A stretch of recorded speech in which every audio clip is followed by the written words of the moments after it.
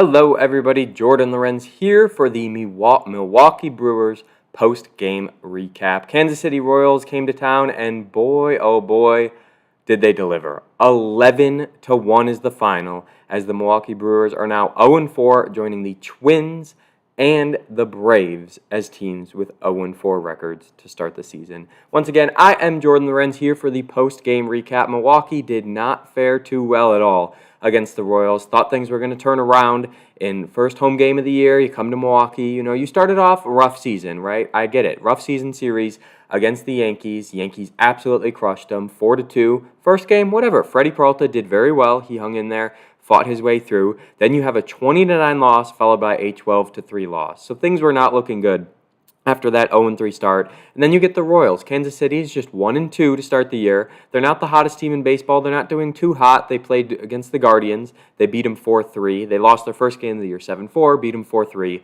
then lost 6-2. So you're like, they lost a couple games pretty handily. They won a game by a run, kind of snuck it in, won close.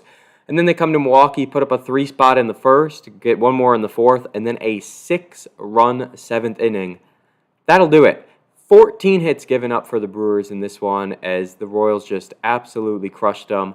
And let's get into it. So it's tough because the Brewers starting pitching is not the best, obviously. We know that the Brewers starting pitching has some holes. We know that they're not the best team in baseball. And rotation-wise, it's unfortunate because injury after injury to start the season, and you're left wondering, what are we going to be like by the end of April? If we're not getting any of these people back until May, what is this team going to look like throughout April? Is this going to be a 5-win team? Is this going to be a 1-win team? When is that first win going to come? Whenever that comes, I think more are certainly going to follow. But the question is, when are we getting that first win? As Brewers fans want to know, they want to know when their pitching staff is going to get better. This was a game that we're going to talk about at starting pitching and then get into the bullpen.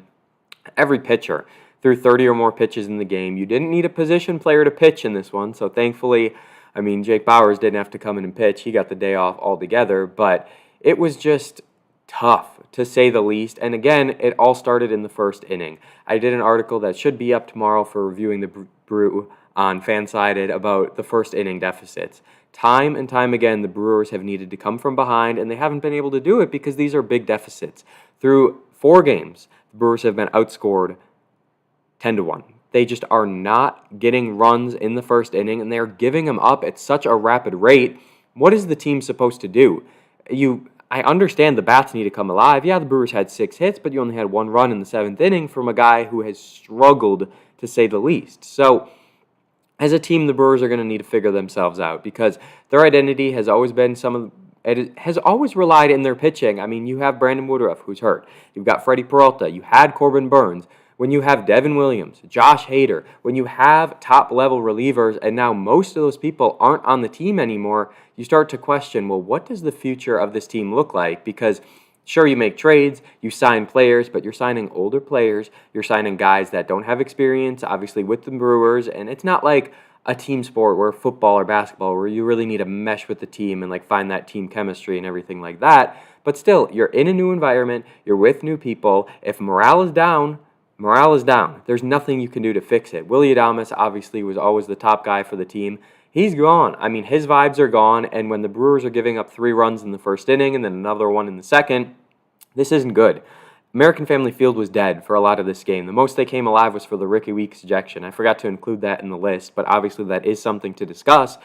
That was in the 7th inning, and he was trying to fire his guys up because whatever was happening with the Brewers, it is not good. And again, it starts in the pitching. So you're looking at a starting pitcher, Alvin Rodriguez, 27 years old. He has played mostly in Japan. His big league stuff has not been there. He's only thrown 33 innings total before this game. A lot of them in 2022 with the Tigers, and then just 3 innings with the Rays in 2023. What is 3 innings? That's absolutely nothing. Yeah, he didn't give up a run or anything in that time, but he gave up 35 earned runs in 29 innings in 2022.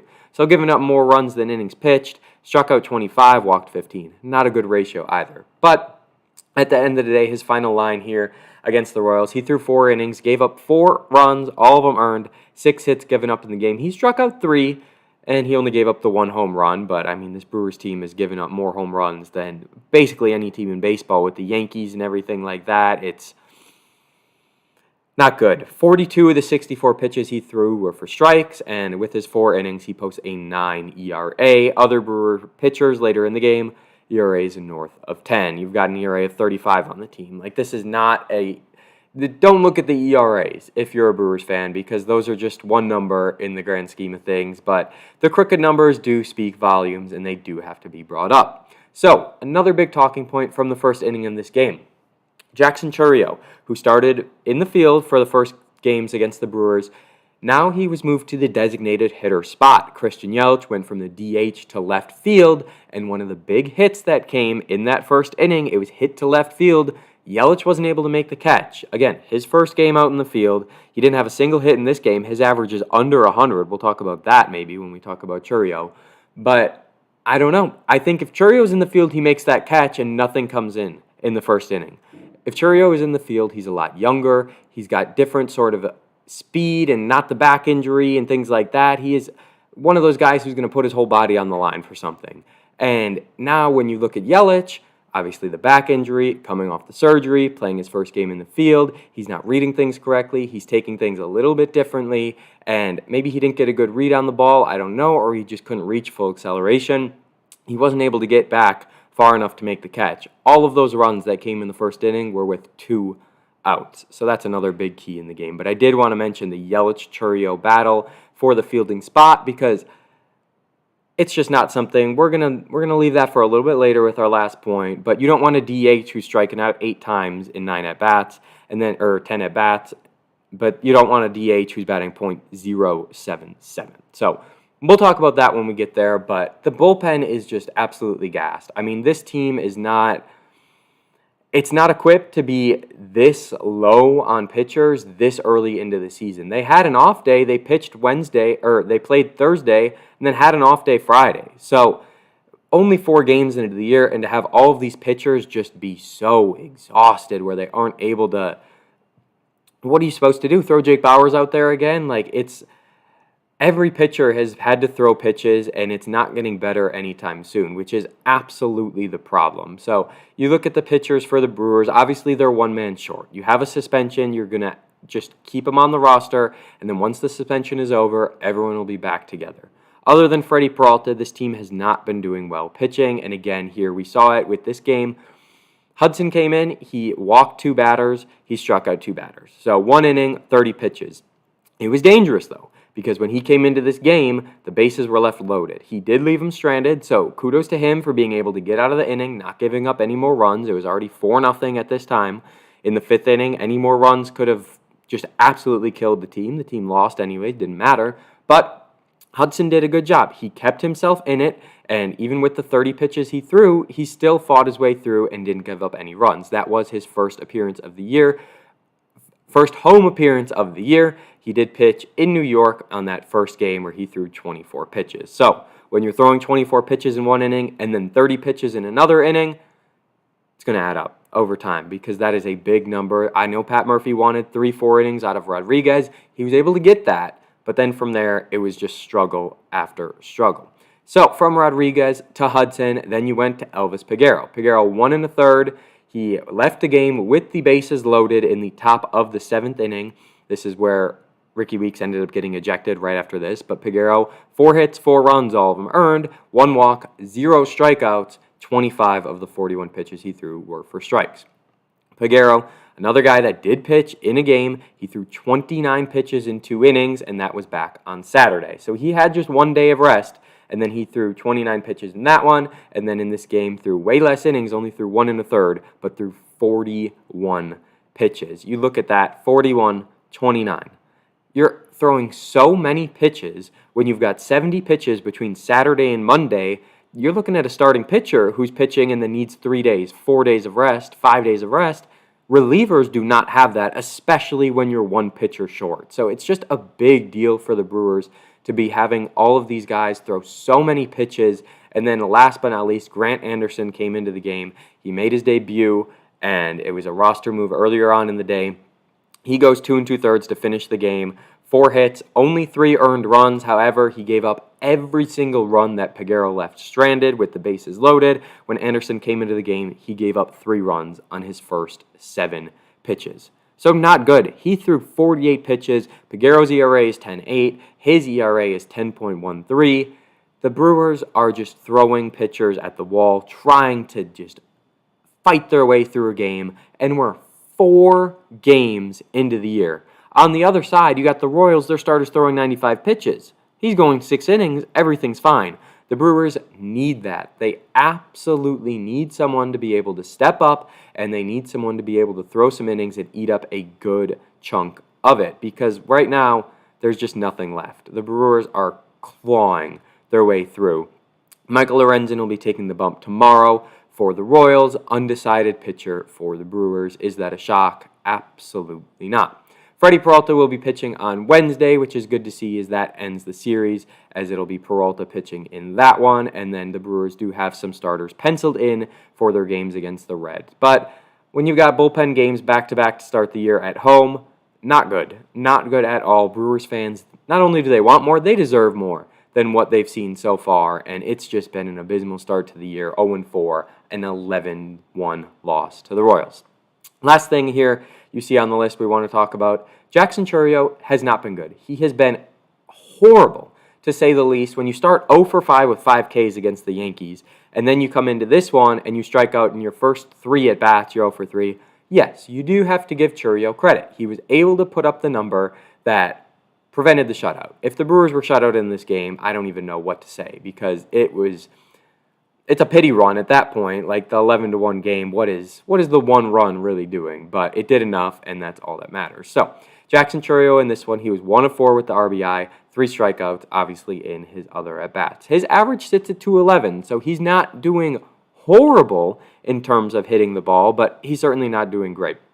2 hits in one game against the Yankees, where he did have the RBI in the 20-9 just crazy loss, but he struck out 7 times in those 3 games, and then he struck out 3 more times in this game, so this man has 10 strikeouts through the first 4 games of the year.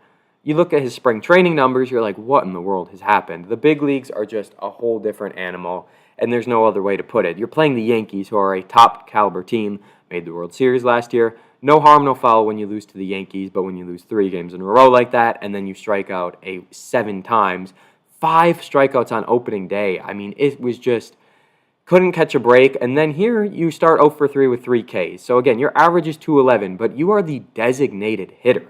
Jackson Chourio leading off with the DH spot. I know Pat Murphy has his work cut out for him to try and fine-tune this lineup, see who he wants to go where, what they want to figure out. Sal Frelick is hitting .429, and he's batting in the 5-hole right now. Rhys Hoskins, the guy who you want to clean things up, he's hitting .111. Contreras is not playing well at all. Catching-wise, hitting-wise, he's not been able to do anything. Top of the order today, when you look at 1 through 4, they had just 1 hit in 13 at-bats. 1 for 13, your top 4 is giving you. What is that? The top 4, 7 strikeouts. What is going on with the Brewers? The bats are dead. The pitchers are throwing so many pitches they can't keep up. It's just been a nightmare start, as again, the Brewers and the Twins and Braves are all 0-4, and the Tigers later tonight could join them at 0-4. But this team is giving up more runs than we've ever seen before. They're giving up home run after home run after home run, and they're not hitting the ball. They're not seeing anything. Garrett Mitchell, he had a hit. He ended up getting subbed out for Collins, who's hitting .500 on the year with his 1 of 2, so can't really complain about that. Bryce Terang at the 9-hole, he's hitting .267, so his .467 slugging is the most on the team for players who have hit as much as he has. He's batting 9th. Your 9-hitter is just, I don't know. I really have no idea what to say right now for the Brewers.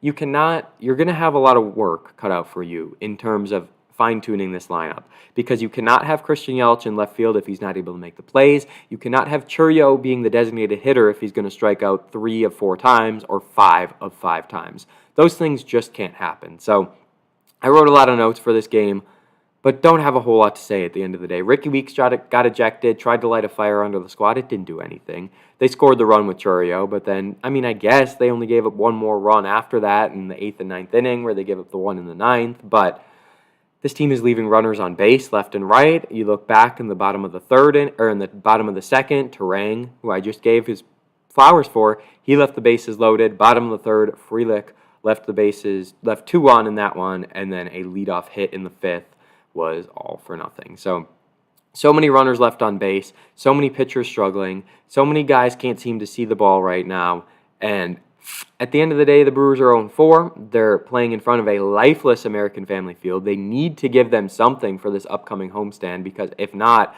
what does the team even have to play for? You've got the Royals, 2 more against them, and then no off days. You're going straight to a 4-game stretch against the Reds before having Monday off. So overall, it has not been a good start for the Crew. They have given up 43 runs in their last 3 games. 20, 12, and 11.